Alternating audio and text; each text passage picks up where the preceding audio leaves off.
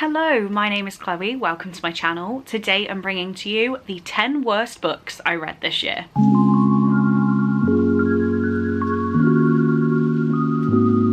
I won't sit here and be horrifically negative for no reason. I'm also not going to give you like a 10-piece disclaimer at the start of this video. All I want to say is that these books are books that I have read this year, not necessarily ones that are published this year. In some cases they are quite old, and it goes without saying, but just to cover my back, everyone has a different opinion on books. I can hate books that you absolutely loved, and I'm really happy for you that you enjoyed it, but unfortunately I didn't have that same experience. So with that being said, let's work from my 10th least favourite up to number 1. I think books 9 and 10 both ended up on 2 stars and the rest were 1-star reads.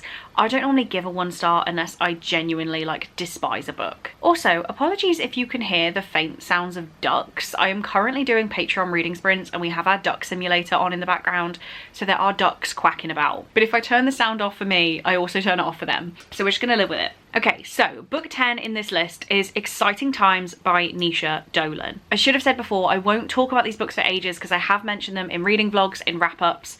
This is just a summary of my worst books. I'll go into like a fair amount of detail for what it's about, why I didn't like it, but I'm not gonna give you like a full picture. So Exciting Times, this was probably the most unexciting time I've read about. This follows a young woman who is teaching English as a foreign language in Hong Kong, I believe. And it's basically just all about her experience in working in the school. She meets an older man who's not really interested in a relationship, but they kind of pursue a situation of some sort together. And yeah, I think my main complaint about this book is that it says Exciting Times, but it is the least exciting time I've ever read about. I was so bored. In 9th spot, we have Influencer Island by Kyle Rutkin.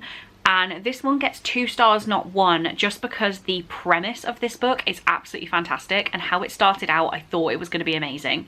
So this is about an island that you can win a spot on to go and hang out with like big influencers if you're just starting out, and it's all about like what people would do to become famous, but it turns into like a Hunger Games style situation. The premise of this book is fantastic. Trying to work out who is running the island is absolutely fantastic, but then I think the actual like competition part of this really just fell flat. It was over as it started. Like literally we're in shark infested waters for a page, when the book, I think it was only like 150 pages to begin with. So this one just felt like a draft of a story and not a fully considered, fully constructed story. So I really wanted more from it, and it was more disappointing than it was awful. Then we have a book that I had to rejig my list because I read this in December and I was trying to pre-film these videos, but I ended up leaving it till a little bit later than I anticipated because I had to include A Certain Hunger by Chelsea G. Summers. This book I have not long read and I despised it, but probably not even for like a solid reason. We're following a woman who is a food critic, and she also has murderous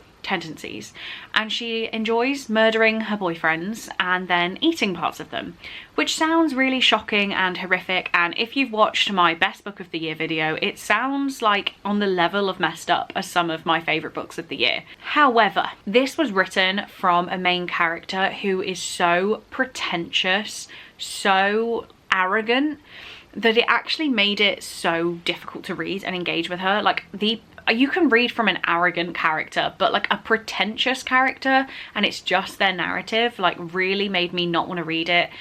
All of the language used was just really highbrow pretending, and I actually had to sign up to Audible to get the audiobook to finish reading this book to actually manage to review it, because I just could not read it physically. I had absolutely no interest. So I think this one is more disappointing because the premise of it is something that I would typically, it sounds like I would love, but I outright hated it. Sorry if we've moved ever so slightly, my battery had to choose right this second to die, obviously. But moving on to book number 7, we have Not My Type by Evie Mitchell. I have heard really lovely reviews of this book, but unfortunately I just did not like it. This is sold as a romance with very strong disability representation, which it definitely does have, but also a focus in rope play, which again, it kind of has. However, I just didn't really feel like this was a romance in any means. I didn't buy into the characters and their relationship.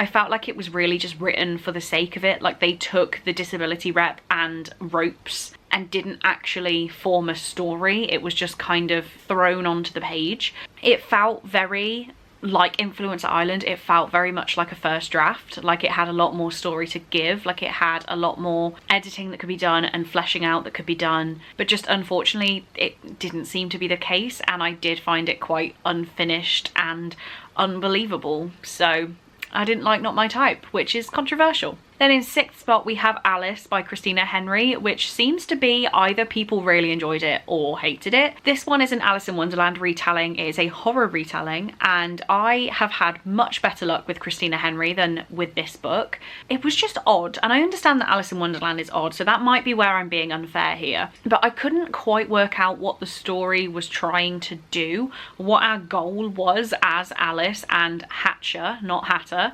It was basically their journey to find and slay the Jabberwocky and find the White Rabbit, but I just don't really understand what we did to get to that point.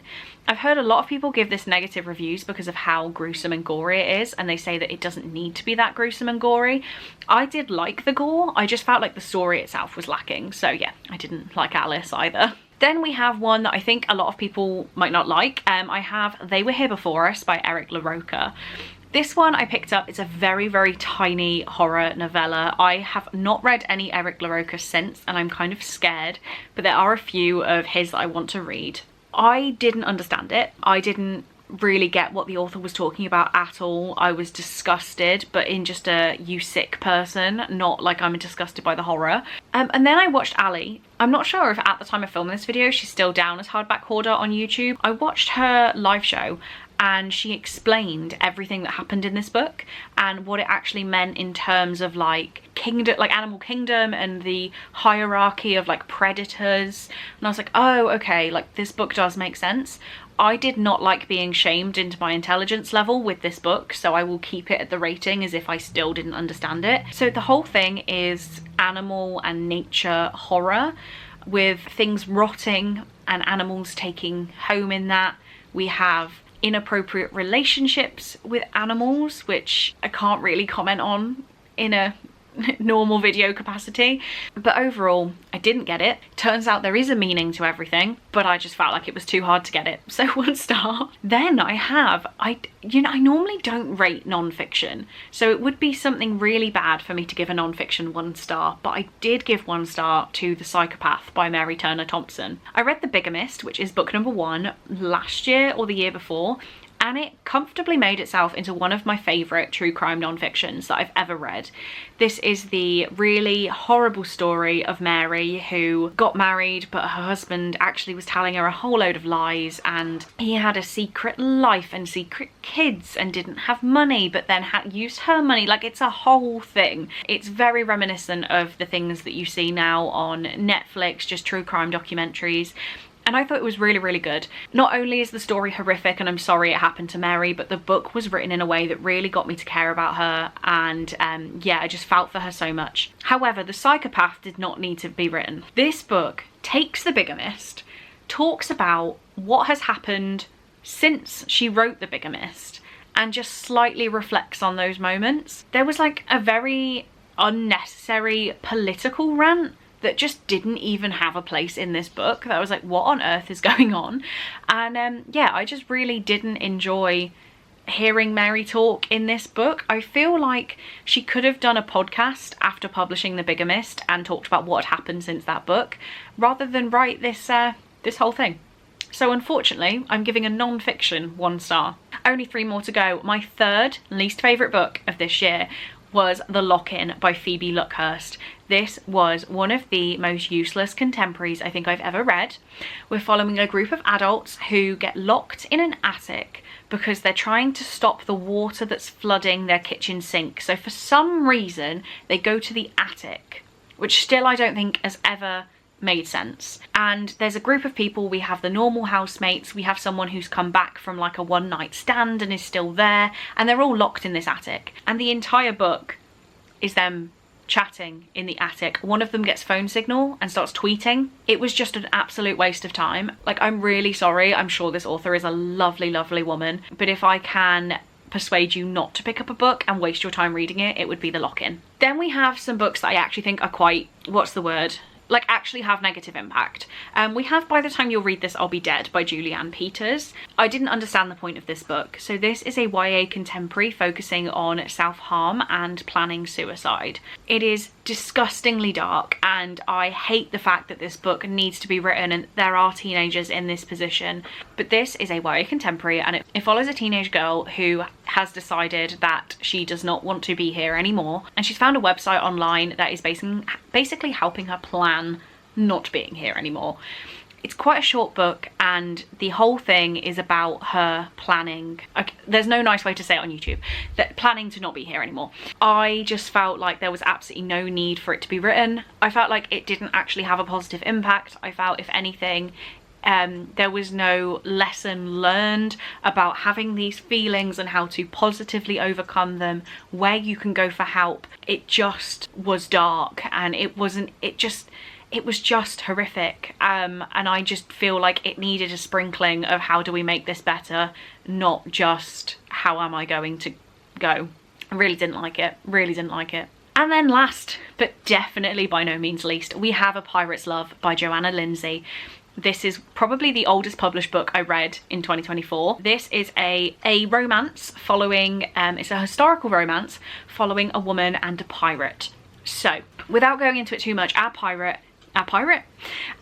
female main character gets abducted by pirates. She is being sold Bridgerton style by her dad into this marriage. So she has like a dowry, and on her travels to her new husband, she gets abducted by pirates, and it is a romance between her and her pirate captor. However, because that sounds great, happy with that. However, again, there are words I can't say on YouTube about this book, but there are 10, maybe more mentions of the pirate taking advantage of her to the fullest extent, if you catch my drift. And it is referred to on paper as RAPE. And then she comes to find a romance with that man, and it is described so many times in terms of emotional struggles, physical struggles in those situations, and yet we are supposed to fall for the romance. And I could not interested.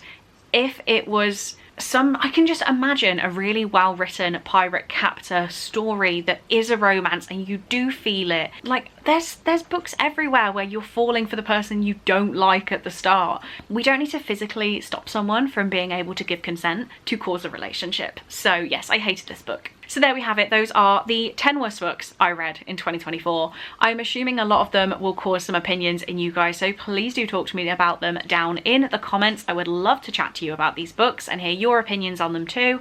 Also, why don't you let me know what your least favourite book of the year was? I'm sure that would also be a very interesting conversation. So that's all I have time for now. Thank you guys so much for watching this video. I really do hope you enjoyed it, and I will see you in my next one. Bye!